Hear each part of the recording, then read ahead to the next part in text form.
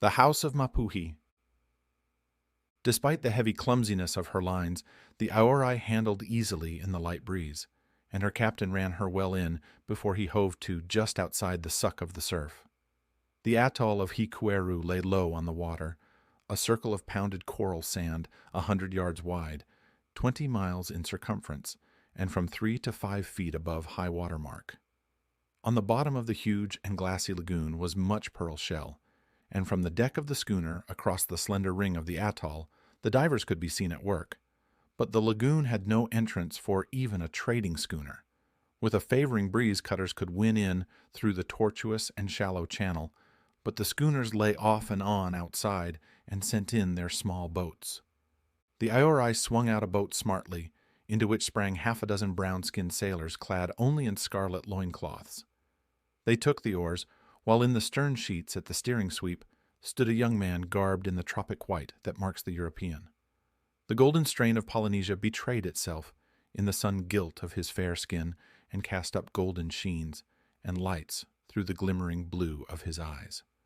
Raoul he was, Alexander Raoul, youngest son of Marie Raoul, the wealthy quarter caste, who owned and managed half a dozen trading schooners similar to the Aorai. Across an eddy just outside the entrance, and in and through and over a boiling tide rip, the boat fought its way to the mirrored calm of the lagoon. Young Raoul leaped out upon the white sand and shook hands with a tall native.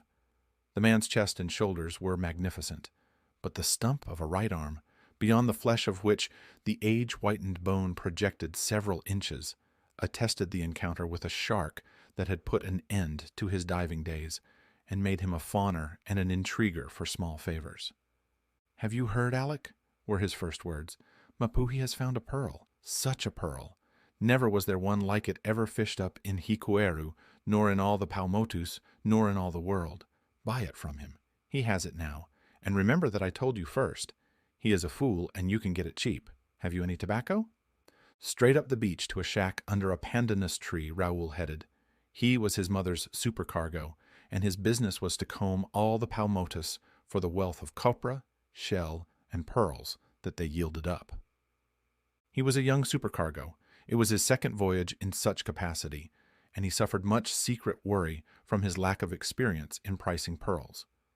But when Mapuhi exposed the pearl to his sight, he managed to suppress the startle it gave him and to maintain a careless, commercial expression on his face, for the pearl had struck him a blow. It was large as a pigeon egg, a perfect sphere, of a whiteness that reflected opalescent lights from all colors about it. It was alive. Never had he seen anything like it. When Mapuhi dropped it into his hand, he was surprised by the weight of it. That showed that it was a good pearl. He examined it closely through a pocket magnifying glass. It was without flaw or blemish. The purity of it seemed almost to melt into the atmosphere out of his hand. In the shade, it was softly luminous, gleaming like a tender moon. So translucently white was it that when he dropped it into a glass of water, he had difficulty in finding it. So straight and swiftly had it sunk to the bottom that he knew its weight was excellent. "Well, what do you want for it?" he asked with a fine assumption of nonchalance. "I want—" Mapuhi began, and behind him, framing his own dark face, the dark faces of 2 women and a girl nodded concurrence in what he wanted. Their heads were bent forward. They were animated by a suppressed eagerness. Their eyes flashed avariciously. "I want a house," Mapuhi went on. "It must have a roof of galvanized iron and an octagon drop clock. It must be 6 fathoms long with a porch all around. A big room must be in the center, with a round table in the middle of it, and the octagon drop clock on the wall. There must be 4 bedrooms, 2 on each side of the big room, and in each bedroom must be an iron bed, 2 chairs, and a washstand. And back of the house must be a kitchen, a good kitchen, with pots and pans and a stove, and you must build the house on my island, which is Fakarava." "Is that all?" Raoul asked incredulously. "There must be a sewing machine," spoke up Tafara, Mapuhi's wife. "Not forgetting the octagon drop clock," added Naori, Mapuhi's mother. "Yes, that is all," said Mapuhi. Young Raoul laughed. He laughed long and heartily, but while he laughed he secretly performed problems in mental arithmetic. He had never built a house in his life, and his notions concerning house building were hazy. While he laughed, he calculated the cost of the voyage to Tahiti for materials, of the materials themselves, of the voyage back again to Fakarava, and the cost of landing the materials and of building the house. It would come to 4,000 French dollars, allowing a margin for safety. 4,000 French dollars were equivalent to 20,000 francs. It was impossible. How was he to know the value of such a pearl? 20,000 francs was a lot of money, and of his mother's money at that. "Mapuhi," he said, "you are a big fool. Set a money price." But Mapuhi shook his head, and the three heads behind him shook with his. "I want the house," he said. "It must be 6 fathoms long, with a porch all around." Yes, Raoul interrupted. "I know all about your house, but it won't do. I'll give you 1,000 Chile dollars. The 4 heads chorused a silent negative. "And 100 Chile dollars in trade." "I want the house," Mapuhi began. "What good will the house do you?" Raoul demanded. "The first hurricane that comes along will wash it away. You ought to know." "Captain Raffi says it looks like a hurricane right now." "Not on Fakarava," said Mapuhi. "The land is much higher there. On this island, yes. Any hurricane can sweep Hikueru. I will have the house on Fakarava. It must be 6 fathoms long, with a porch all around." And Raoul listened again to the tale of the house. Several hours he spent in the endeavor to hammer the house obsession out of Mapuhi's mind. But Mapuhi's mother and wife, and Ngakura, Mapuhi's daughter, bolstered him in his resolve for the house. Through the open doorway, while he listened for the 20th time to the detailed description of the house that was wanted, Raoul saw his schooner's second boat draw up on the beach. The sailors rested on the oars, advertising haste to be gone. The first mate of the Aorai sprang ashore, exchanged a word with the one-armed native, then hurried toward Raoul. The day grew suddenly dark, as a squall obscured the face of the sun. Across the lagoon, Raoul could see approaching the ominous line of the puff of wind. "Captain Raffi says you've got to get to hell out of here," was the mate's greeting. "If there's any shell, we've got to run the risk of picking it up later on. So he says. The barometer's dropped to 2970. The gust of wind struck the pandanus tree overhead and tore through the palms beyond, flinging 6 ripe coconuts with heavy thuds to the ground. Then came the rain out of the distance, advancing with the roar of a gale of wind and causing the water of the lagoon to smoke in driven windrows. The sharp rattle of the first drops was on the leaves when Raoul sprang to his feet. 1,000 Chile dollars cash down, Mapuhi, he said, and 200 Chile dollars in trade. "I want a house," the other began. "Mapuhi!" Raoul yelled in order to make himself heard. "You are a fool!" He flung out of the house and, side by side with the mate, fought his way down the beach toward the boat. They could not see the boat. The tropic rain sheeted about them, so that they could see only the beach under their feet and the spiteful little waves from the lagoon that snapped and bit at the sand. A figure appeared through the deluge. It was Huru Huru, the man with the one arm. "Did you get the pearl?" he yelled in Raoul's ear. "Mapuhi is a fool," was the answering yell, and the next moment they were lost to each other in the descending water. Half an hour later, Huru Huru, watching from the seaward side of the atoll, saw the 2 boats hoisted in and the Aorai pointing her nose out to sea. And near her, just come in from the sea on the wings of the squall, he saw another schooner hove to and dropping a boat into the water. He knew her. It was the Orohina, owned by Toriki, the half-caste trader, who served as his own supercargo, and who doubtlessly was even then in the stern sheets of the boat. Huru Huru chuckled. He knew that Mapuhi owed Toriki for trade goods advanced the year before. The squall had passed. The hot sun was blazing down, and the lagoon was once more a mirror. But the air was sticky, like mucilage, and the weight of it seemed to burden the lungs and make breathing difficult. "Have you heard the news, Toriki?" Huru Huru asked. "Mapuhi has found a pearl. Never was there a pearl like it ever fished up in Hikueru, nor anywhere in the Paumotus, nor anywhere in all the world. Mapuhi is a fool. Besides, he owes you money. Remember that I told you first. Have you any tobacco?" And to the grass shack of Mapuhi went Toriki. He was a masterful man, withal a fairly stupid one. Carelessly he glanced at the wonderful pearl, glanced for a moment only, and carelessly he dropped it into his pocket. "You are lucky," he said. "It is a nice pearl. I will give you credit on the books." "I want a house," Mapuhi began in consternation. "It must be 6 fathoms. 6 fathoms your grandmother," was the trader's retort. "You want to pay up your debts. That's what you want. You owed me $1,200 Chile. Very well, you owe them no longer. The amount is squared. Besides, I will give you credit for 200 Chile. If, when I get to Tahiti, the pearl sells well, I will give you credit for another 100. That will make 300. But mind, only if the pearl sells well. I may even lose money on it." Mapuhi folded his arms in sorrow and sat with bowed head. He had been robbed of his pearl. In place of the house, he had paid a debt. There was nothing to show for the pearl. "You are a fool," said Tafara.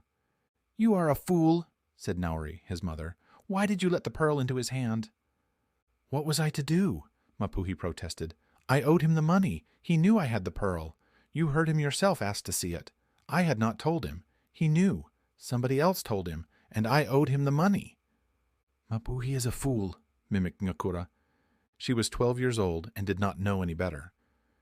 Mapuhi relieved his feelings by sending her reeling from a box on the ear, while Tafara and Nauri burst into tears and continued to upbraid him after the manner of women. Huru, watching on the beach, saw a third schooner that he knew heave to outside the entrance and drop a boat. It was the Hira, well named, for she was owned by Levi, the German Jew, the greatest pearl buyer of them all, and as was well known, Hira was the Tahitian god of fishermen and thieves. "Have you heard the news?" Huru asked as Levi, a fat man with massive asymmetrical features, stepped out upon the beach. "Mapuhi has found a pearl. There was never a pearl like it in Hikueru, in all the Paumotus, in all the world. Mapuhi is a fool. He has sold it to Toriki for 1,400 Chile. I listened outside and heard. Toriki is likewise a fool. You can buy it from him cheap. Remember that I told you first. Have you any tobacco?" "Where is Toriki?" "In the house of Captain Lynch, drinking absinthe. He has been there an hour." And while Levi and Toriki drank absinthe and chaffered over the pearl, Huru listened and heard the stupendous price of 25,000 francs agreed upon. It was at this time that both the Orohina and the Hira, running in close to the shore, began firing guns and signaling frantically. The 3 men stepped outside in time to see the 2 schooners go hastily about and head offshore, dropping mainsails and flying jibs on the run in the teeth of the squall that heeled them far over on the whitened water. Then the rain blotted them out. "They'll be back after it's over," said Toriki. "We'd better be getting out of here." "I reckon the glass has fallen some more," said Captain Lynch. He was a white-bearded sea captain, too old for service, who had learned that the only way to live on comfortable terms with his asthma was on Hikueru. He went inside to look at the barometer. "Great God!" they heard him exclaim, and rushed in to join him at staring at a dial, which marked 29:20. Again they came out, this time anxiously to consult sea and sky. The squall had cleared away, but the sky remained overcast. The 2 schooners under all sail and joined by a third could be seen making back. A veer in the wind induced them to slack off sheets, and 5 minutes afterward a sudden veer from the opposite quarter caught all 3 schooners aback, and those on shore could see the boom tackles being slacked away or cast off on the jump. The sound of the surf was loud, hollow, and menacing, and a heavy swell was setting in. A terrible sheet of lightning burst before their eyes, illuminating the dark day, and the thunder rolled wildly about them. Toriki and Levi broke into a run for their boats, the latter ambling along like a panic-stricken hippopotamus. As their 2 boats swept out the entrance, they passed the boat of the Aorai coming in. In the stern sheets, encouraging the rowers, was Raoul. Unable to shake the vision of the pearl from his mind, he was returning to accept Mapuhi's price of a house. He landed on the beach in the midst of a driving thunder squall that was so dense that he collided with Huru before he saw him. "Too late," yelled Huru. "Mapuhi sold it to Toriki for 1,400 Chile, and Toriki sold it to Levi for 25,000 francs, and Levi will sell it in France for 100,000 francs. Have you any tobacco?" Raoul felt relieved. His troubles about the pearl were over. He need not worry any more, even if he had not got the pearl. But he did not believe Huru. Mapuhi might well have sold it for 1,400 chili, but that levy, who knew pearls, should have paid 25,000 francs, was too wide a stretch. Raoul decided to interview Captain Lynch on the subject, but when he arrived at that ancient mariner's house, he found him looking wide-eyed at the barometer. "What do you read it?" Captain Lynch asked anxiously, rubbing his spectacles and staring again at the instrument. 29:10, said Raoul. "I have never seen it so low before." "I should say not," snorted the captain. 50 years boy and man on all the seas, and I've never seen it go down to that. Listen." They stood for a moment, while the surf rumbled and shook the house. Then they went outside. The squall had passed. They could see the Aori lying becalmed a mile away, and pitching and tossing madly in the tremendous seas that rolled in stately procession down out of the northeast and flung themselves furiously upon the coral shore. One of the sailors from the boat pointed at the mouth of the passage and shook his head. Raoul looked and saw a white anarchy of foam and surge. "I guess I'll stay with you tonight, Captain," he said, then turned to the sailor and told him to haul the boat out and to find shelter for himself and fellows. 29 flat, Captain Lynch reported, coming out from another look at the barometer, a chair in his hand. He sat down and stared at the spectacle of the sea. The sun came out, increasing the sultriness of the day, while the dead calm still held. The seas continued to increase in magnitude. "What makes that sea is what gets me," Raoul muttered petulantly. "There is no wind, yet look at it, look at that fellow there." Miles in length, carrying tens of thousands of tons in weight, its impact shook the frail atoll like an earthquake. Captain Lynch was startled. "Gracious!" he bellowed, half rising from his chair, then sinking back. "But there is no wind," Raoul persisted. "I could understand it if there was wind along with it." "You'll get the wind soon enough without worrying for it," was the grim reply. The two men sat on in silence. The sweat stood out on their skin in myriads of tiny drops that ran together, forming blotches of moisture, which, in turn, coalesced into rivulets that dripped to the ground. They panted for breath, the old man's efforts being especially painful. A sea swept up the beach, licking around the trunks of the coconuts and subsiding almost at their feet. "Way past high water mark," Captain Lynch remarked, "and I've been here 11 years. He looked at his watch. "It is 3 o'clock. A man and woman, at their heels a motley following of brats and curs, trailed disconsolately by. They came to a halt beyond the house, and, after much irresolution, sat down in the sand. A few minutes later another family trailed in from the opposite direction, the men and women carrying a heterogeneous assortment of possessions. And soon several hundred persons of all ages and sexes were congregated about the captain's dwelling. He called to one new arrival, a woman with a nursing babe in her arms, and in answer received the information that her house had just been swept into the lagoon. This was the highest spot of land in miles, and already, in many places on either hand, the great seas were making a clean breach of the slender ring of the atoll and surging into the lagoon. 20 miles around stretched the ring of the atoll, and in no place was it more than 50 fathoms wide.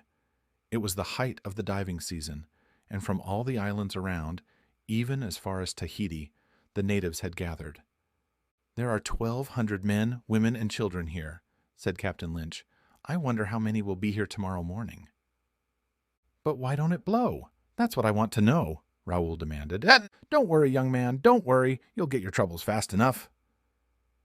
Even as Captain Lynch spoke, a great watery mass smote the atoll. The seawater churned about them 3 inches deep under the chairs. A low wail of fear went up from the many women. The children, with clasped hands, stared at the immense rollers and cried piteously.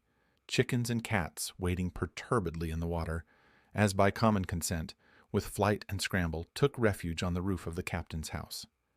A palmaton, with a litter of newborn puppies in a basket, climbed into a coconut tree, and 20 feet above the ground made the basket fast. The mother floundered about in the water beneath, whining and yelping. And still the sun shone brightly, and the dead calm continued. They sat and watched the seas and the insane pitching of the Aorai. Captain Lynch gazed at the huge mountains of water sweeping in until he could gaze no more. He covered his face with his hands to shut out the sight, then went into the house. 2860, he said quietly when he returned. In his arm was a coil of small rope. He cut it into 2-fathom lengths, giving one to Raoul, and retaining one for himself, distributed the remainder among the women with the advice to pick out a tree and climb. A light air began to blow out of the northeast, and the fan of it on his cheek seemed to cheer Raoul up. He could see the Aorai trimming her sheets and heading offshore, and he regretted that he was not on her. She would get away at any rate, but as for the atoll, a sea breached across, almost sweeping him off his feet, and he selected a tree. Then he remembered the barometer and ran back to the house. He encountered Captain Lynch on the same errand, and together they went in. 2820, said the old mariner. It's going to be fair hell around here. What was that? The air seemed filled with the rush of something. The house quivered and vibrated, and they heard the thrumming of a mighty note of sound. The windows rattled. 2 panes crashed. A draft of wind tore in, striking them and making them stagger. The door opposite banged shut, shattering the latch.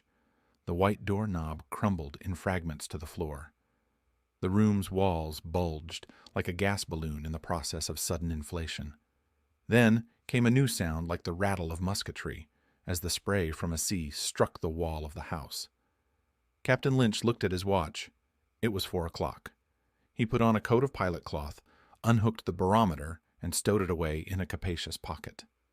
Again, a sea struck the house with a heavy thud, and the light building tilted, twisted, quarter around on its foundation, and sank down, its floor at an angle of 10 degrees. Raoul went out first. The wind caught him and whirled him away. He noted that it had hauled around to the east. With a great effort he threw himself on the sand, crouching and holding his own. Captain Lynch, driven like a wisp of straw, sprawled over him. 2 of the Aorai's sailors, leaving a coconut tree to which they had been clinging, came to their aid, leaning against the wind at impossible angles and fighting and clawing every inch of the way. The old man's joints were stiff, and he could not climb, so the sailors, by means of short ends of rope tied together, hoisted him up the trunk, a few feet at a time, till they could make him fast, at the top of the tree, 50 feet from the ground. Raoul passed his length of rope around the base of an adjacent tree and stood looking on. The wind was frightful. He had never dreamed it could blow so hard. A sea breached across the atoll, wetting him to the knees, ere it subsided into the lagoon. The sun had disappeared, and a lead-colored twilight settled down. A few drops of rain, driving horizontally, struck him. The impact was like that of leaden pellets. A splash of salt spray struck his face. It was like the slap of a man's hand. His cheeks stung, and involuntary tears of pain were in his smarting eyes. Several hundred natives had taken to the trees, and he could have laughed at the bunches of human fruit clustering in the tops. Then, being Tahitian-born, he doubled his body at the waist, clasped the trunk of his tree with his hands, pressed the soles of his feet against the near surface of the trunk, and began to walk up the tree. At the top he found 2 women, 2 children, and a man. One little girl clasped a house cat in her arms. From his eyrie he waved his hand to Captain Lynch, and that doughty patriarch waved back. Raoul was appalled at the sky. It had approached much nearer. In fact, it seemed just over his head, and it had turned from lead to black. Many people were still on the ground, grouped about the bases of the trees and holding on. Several such clusters were praying, and in one the Mormon missionary was exhorting. A weird sound, rhythmical, faint as the faintest chirp of a far cricket, enduring but for a moment, but in the moment suggesting to him vaguely the thought of heaven and celestial music, came to his ear. He glanced about him and saw at the base of another tree a large cluster of people holding on by ropes and by one another. He could see their faces working and their lips moving in unison. No sound came to him, but he knew that they were singing hymns. Still, the wind continued to blow harder. By no conscious process could he measure it, for it had long since passed beyond all his experience of wind. But he knew somehow, nevertheless, that it was blowing harder.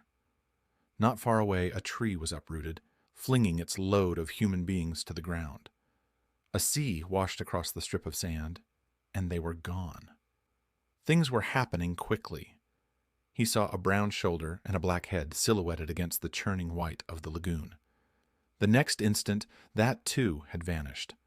Other trees were going, falling, and crisscrossing like matches. He was amazed at the power of the wind. His own tree was swaying perilously. One woman was wailing and clutching the little girl, who in turn still hung on to the cat. The man, holding the other child, touched Raoul's arm and pointed.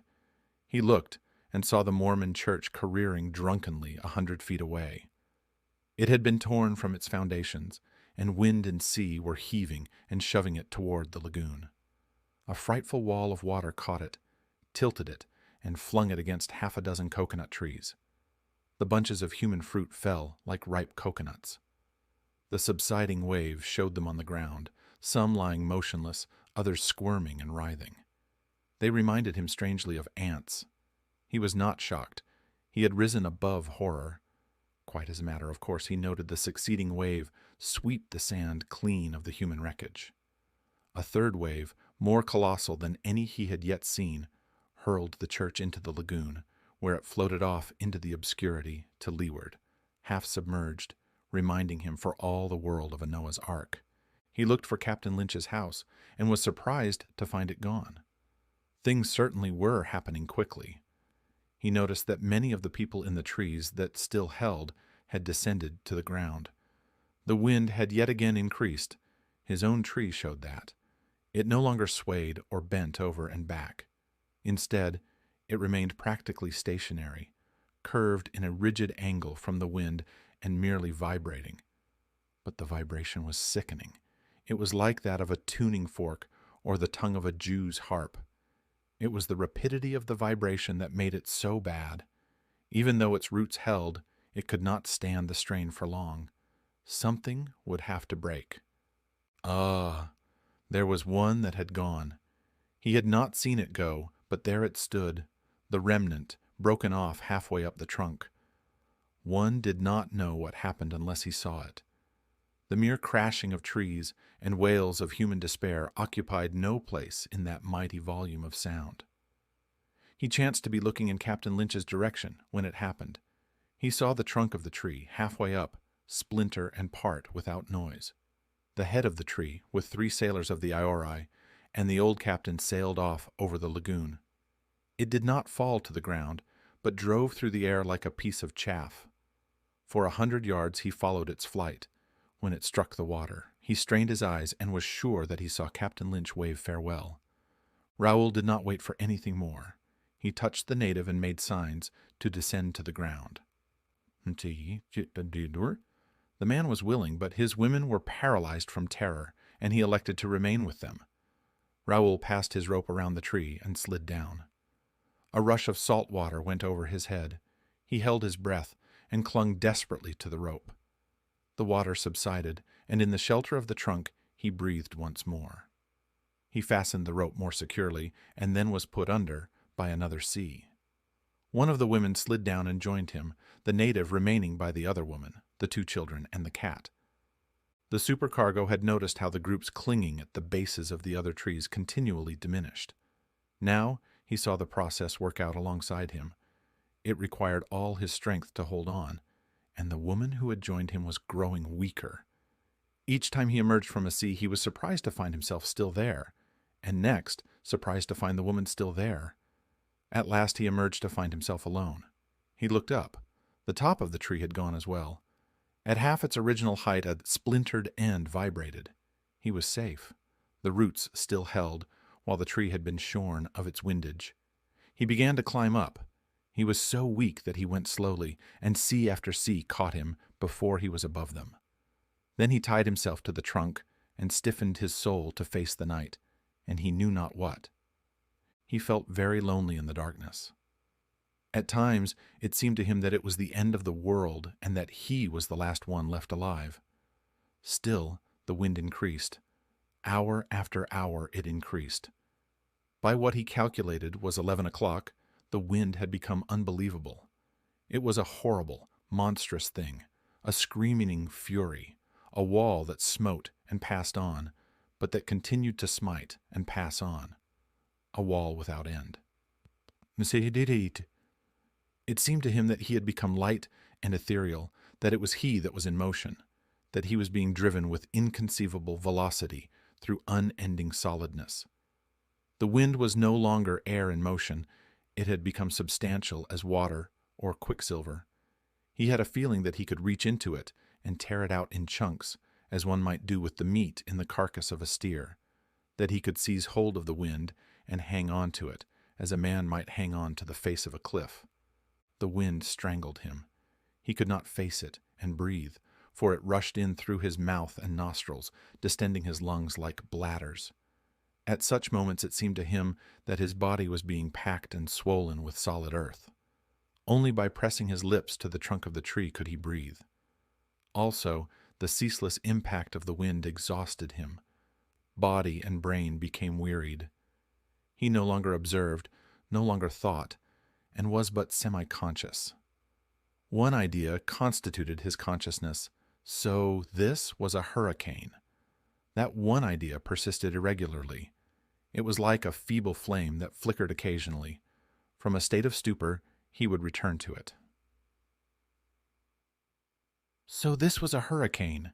Then he would go off into another stupor. The height of the hurricane endured from 11 at night till 3 in the morning, and it was at 11 that the tree in which clung Mapuhi and his women snapped off. Mapuhi rose to the surface of the lagoon, still clutching his daughter Ngakura. Only a South Sea Islander could have lived in such a driving smother. The pandanus tree, to which he attached himself, turned over and over in the froth and churn, and it was only by holding on at times and waiting, and at other times shifting his grips rapidly, that he was able to get his head and Ngakura's to the surface, at intervals sufficiently near together to keep the breath in them. But the air was mostly water, what with flying spray and sheeted rain that poured along at right angles to the perpendicular. It was 10 miles across the lagoon to the farther ring of sand. Here, tossing tree trunks, timbers, wrecks of cutters, and wreckage of houses killed 9 out of 10 of the miserable beings who survived the passage of the lagoon. Half drowned, exhausted, they were hurled into this mad mortar of the elements and battered into formless flesh. But Mapuhi was fortunate. His chance was the 1 in 10. It fell to him by the freakage of fate. He emerged upon the sand, bleeding from a score of wounds. Ngakura's left arm was broken. The fingers of her right hand were crushed, and cheek and forehead were laid open to the bone. He clutched a tree that yet stood, and clung on, holding the girl and sobbing for air, while the waters of the lagoon washed by knee-high and at times waist-high. At 3 in the morning, the backbone of the hurricane broke. By 5, no more than a stiff breeze was blowing, and by 6, it was dead calm and the sun was shining. The sea had gone down. On the yet restless edge of the lagoon, Mapuhi saw the broken bodies of those that had failed in the landing. Undoubtedly, Tafara and Nauri were among them. He went along the beach examining them, and came upon his wife, lying half in and half out of the water. He sat down and wept, making harsh animal noises after the manner of primitive grief. Then she stirred uneasily and groaned. He looked more closely. Not only was she alive, but she was uninjured. She was merely sleeping. Hers also had been the 1 chance in 10. Of the 1,200 alive the night before, but 300 remained. The Mormon missionary and a gendarme made the census. The lagoon was cluttered with corpses. Not a house nor a hut was standing. In the whole atoll, not 2 stones remained one upon another. 1 in 50 of the coconut palms still stood, and they were wrecks, while on not one of them remained a single nut. There was no fresh water. The shallow wells that caught the surface seepage of the rain were filled with salt. Out of the lagoon a few soaked bags of flour were recovered. The survivors cut the hearts out of the fallen coconut trees and ate them. Here and there they crawled into tiny hutches, made by hollowing out the sand and covering over with fragments of metal roofing. The missionary made a crude still, but he could not distill water for 300 persons. By the end of the second day, Raoul, taking a bath in the lagoon, discovered that his thirst was somewhat relieved. He cried out the news, and thereupon 300 men, women, and children could have been seen, standing up to their necks in the lagoon and trying to drink water in through their skins. Their dead floated about them, or were stepped upon where they still lay upon the bottom. On the third day, the people buried their dead and sat down to wait for the rescue steamers. In the meantime, Nauri, torn from her family by the hurricane, had been swept away on an adventure of her own. Clinging to a rough plank that wounded and bruised her, and that filled her body with splinters, she was thrown clear over the atoll and carried away to sea. Here, under the amazing buffets of mountains of water, she lost her plank. She was an old woman, nearly 60, but she was Palmaton-born, and she had never been out of sight of the sea in her life. Swimming in the darkness, strangling, suffocating, fighting for air, she was struck a heavy blow on the shoulder by a coconut. On the instant her plan was formed, and she seized the nut. In the next hour she captured 7 more. Tied together, they formed a life buoy that preserved her life, while at the same time it threatened to pound her to a jelly. She was a fat woman, and she bruised easily, but she had had experience of hurricanes, and while she prayed to her shark god for protection from sharks, she waited for the wind to break. But at 3 o'clock she was in such a stupor that she did not know, nor did she know at 6 o'clock when the dead calm settled down. She was shocked into consciousness when she was thrown upon the sand. She dug in with raw and bleeding hands and feet and clawed against the backwash until she was beyond the reach of the waves. She knew where she was. This land could be no other than the tiny islet of Takokota. It had no lagoon. No one lived upon it. Hikueru was 15 miles away. She could not see Hikueru, but she knew that it lay to the south. The days went by, and she lived on the coconuts that had kept her afloat. They supplied her with drinking water and with food. But she did not drink all she wanted, nor eat all she wanted. Rescue was problematical. She saw the smoke of the rescue steamers on the horizon, but what steamer could be expected to come to lonely, uninhabited Takokota? From the first, she was tormented by corpses. The sea persisted in flinging them upon her bit of sand, and she persisted, until her strength failed, in thrusting them back into the sea, where the sharks tore at them and devoured them. When her strength failed, the bodies festooned her beach with ghastly horror, and she withdrew from them as far as she could, which was not far. By the 10th day her last coconut was gone, and she was shriveling from thirst. She dragged herself along the sand, looking for coconuts. It was strange that so many bodies floated up, and no nuts. Surely there were more coconuts afloat than dead men. She gave up at last and lay exhausted. The end had come. Nothing remained but to wait for death. Coming out of a stupor, she became slowly aware that she was gazing at a patch of sandy red hair on the head of a corpse. The sea flung the body toward her, then drew it back. It turned over, and she saw that it had no face. Yet there was something familiar about that patch of sandy red hair. An hour passed. She did not exert herself to make the identification. She was waiting to die, and it mattered little to her what man that thing of horror once might have been. But at the end of the hour, she sat up slowly and stared at the corpse. An unusually large wave had thrown it beyond the reach of the lesser waves. Yes, she was right. That patch of red hair could belong to but one man in the Paumotus. It was Levi, the German Jew, the man who had bought the pearl and carried it away on the Hira. Well, one thing was evident. The Hira had been lost. The pearl buyer's god of fishermen and thieves had gone back on him. She crawled down to the dead man. His shirt had been torn away, and she could see the leather money belt about his waist. She held her breath and tugged at the buckles. They gave easier than she had expected, and she crawled hurriedly away across the sand, dragging the belt after her. Pocket after pocket she unbuckled in the belt and found empty. Where could he have put it? In the last pocket of all, she found it, the first and only pearl he had bought on the voyage. She crawled a few feet farther to escape the pestilence of the belt, and examined the pearl. It was the one Mapuhi had found and been robbed of by Toriki. She weighed it in her hand and rolled it back and forth caressingly. But in it she saw no intrinsic beauty.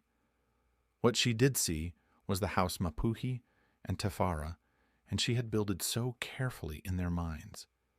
Each time she looked at the pearl, she saw the house in all its details, including the octagon drop clock on the wall. That was something to live for.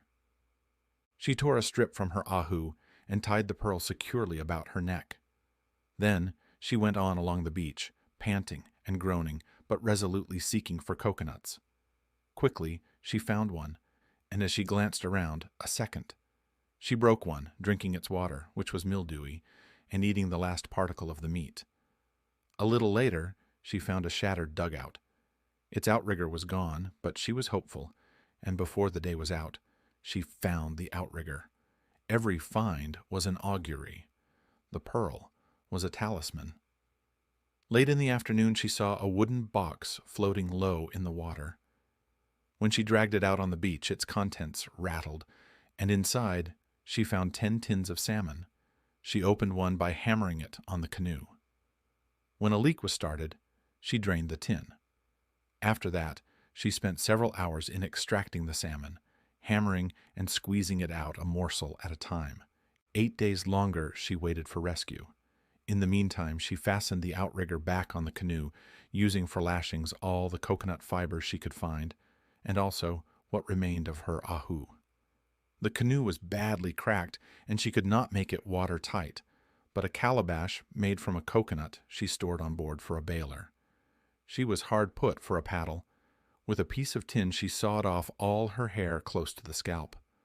Out of the hair she braided a cord, and by means of the cord she lashed a 3-foot piece of broom handle to a board from the salmon case. She gnawed wedges with her teeth, and with them wedged the lashing. On the 18th day, at midnight, she launched the canoe through the surf and started back for Hikueru. She was an old woman. Hardship had stripped her fat from her till scarcely more than bones and skin and a few stringy muscles remained. The canoe was large and should have been paddled by 3 strong men, but she did it alone with a makeshift paddle. Also, the canoe leaked badly, and 1/3 of her time was devoted to bailing. By clear daylight she looked vainly for Hikueru. Astern, Takakota had sunk beneath the sea rim. The sun blazed down on her nakedness, compelling her body to surrender its moisture. 2 tins of salmon were left, and in the course of the day she battered holes in them and drained the liquid. She had no time to waste in extracting the meat. A current was setting to the westward. She made westing whether she made southing or not. In the early afternoon, standing upright in the canoe, she sighted Hikueru. Its wealth of coconut palms was gone. Only here and there, at wide intervals, could she see the ragged remnants of trees. The sight cheered her. She was nearer than she had thought. The current was setting her to the westward.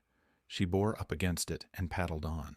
The wedges in the paddle lashing worked loose, and she lost much time, at frequent intervals, in driving them tight. Then there was the bailing. 1 hour in 3 she had to cease paddling in order to bail, and all the time she drifted to the westward. By sunset, Hikueru bore southeast from her, 3 miles away. There was a full moon, and by 8 o'clock the land was due east and 2 miles away. She struggled on for another hour, but the land was as far away as ever. She was in the main grip of the current. The canoe was too large, the paddle was too inadequate, and too much of her time and strength was wasted in bailing. Besides, she was very weak and growing weaker. Despite her efforts, the canoe was drifting off to the westward. She breathed a prayer to her shark god, slipped over the side, and began to swim. She was actually refreshed by the water, and quickly left the canoe astern. At the end of an hour, the land was perceptibly nearer. Then came her fright. Right before her eyes, not 20 feet away, a large fin cut the water. She swam steadily toward it, and slowly it glided away, curving off toward the right, and circling around her. She kept her eyes on the fin and swam on. When the fin disappeared, She lay face downward in the water and watched. When the fin reappeared, she resumed her swimming. The monster was lazy, she could see that. Without doubt, he had been well fed since the hurricane. Had he been very hungry, she knew he would not have hesitated from making a dash for her. He was 15 feet long, and one bite, she knew, could cut her in half. But she did not have any time to waste on him. Whether she swam or not, the current drew away from the land just the same. A half-hour went by, and the shark began to grow bolder. Seeing no harm in her, he drew closer, in narrowing circles, cocking his eyes at her impudently as he slid past. Sooner or later, she knew well enough he would get up sufficient courage to dash at her. She resolved to play first. It was a desperate act she meditated. She was an old woman, alone in the sea, and weak from starvation and hardship. And yet she, in the face of this sea tiger, must anticipate his dash by herself, dashing at him. She swam on, waiting her chance. At last he passed languidly by, barely 8 feet away. She rushed at him suddenly, feigning that she was attacking him. He gave a wild flirt of his tail as he fled away, and his sandpaper hide, striking her, took off her skin from elbow to shoulder. He swam rapidly in a widening circle, and at last disappeared. In the hole in the sand, covered over by fragments of metal roofing, Mapuhi and Tafara lay disputing. "If you had done as I said," charged Tafara for the 1000th time, "and hidden the pearl and told no one, you would have it now." "But Huru was with me when I opened the shell. Have I not told you so times and times and times without end? And now we shall have no house. Raoul told me today that if you had not sold the pearl to Tariki, I did not sell it.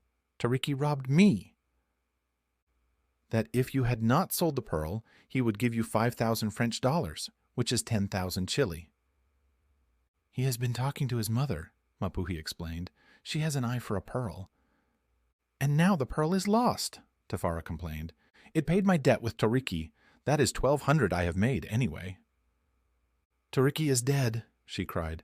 They have heard no word of his schooner. She was lost along with the Iorai and the Hira. Will Tariki pay you the 300 credit he promised? No, because Tariki is dead. And had you found no pearl, would you today owe Tariki the 1,200? No, because Tariki is dead, and you cannot pay dead men. But Levi did not pay Tariki, Mapuhi said. He gave him a piece of paper that was good for the money in Papeete. And now Levi is dead and cannot pay. And Tariki is dead, and the paper lost with him, and the pearl is lost with Levi. You are right, Tafara. I have lost the pearl and got nothing for it. Now, let us sleep. He held up his hand suddenly and listened. From without came a noise, as of one who breathed heavily and with pain. A hand fumbled against the mat that served for a door. "Who is there?" Mapuhi cried. "Nari," came the answer. "Can you tell me where is my son, Mapuhi?" Tafara screamed and gripped her husband's arm. "A ghost!" she chattered. "A ghost!"